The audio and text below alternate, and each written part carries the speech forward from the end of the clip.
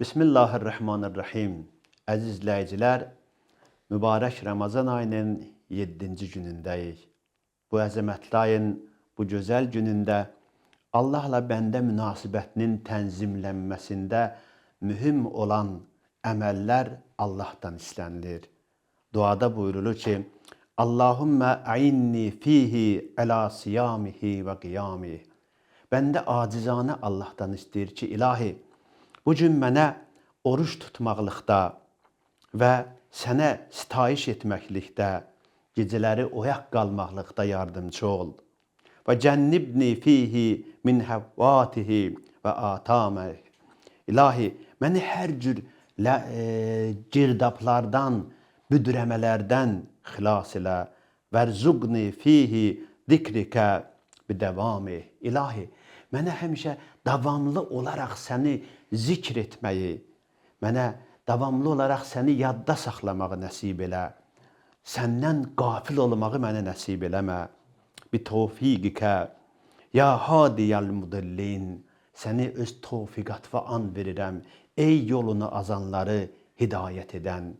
Əziz izləyicilər, bu mübarək duada bəndə Allahın tövfiqi olmadan, Allahın dəstəyi olmadan, yardımı olmadan heç vaxtı zillətdən xilas olmasının mümkünsüzlüyünü etiraf edir və Allahdan istəyir ki, ona bu yolda müvəffəqiyyət nəsib eləsin.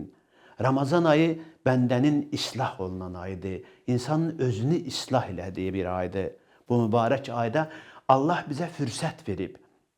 Allah fürsət verir ki, hər addımınızda sizə qarşı mən sizdən daha çox diqqətliyəm.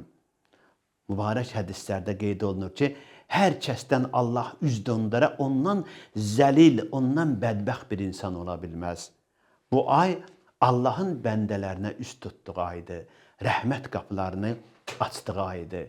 Ona görə də duada qeyd olunduğu kimi Allahdan tövfiq diləyək ki, bizə onun rəzayətini qazandıran əməlləri nəsib eləsin. Orucu, namazı, zikri.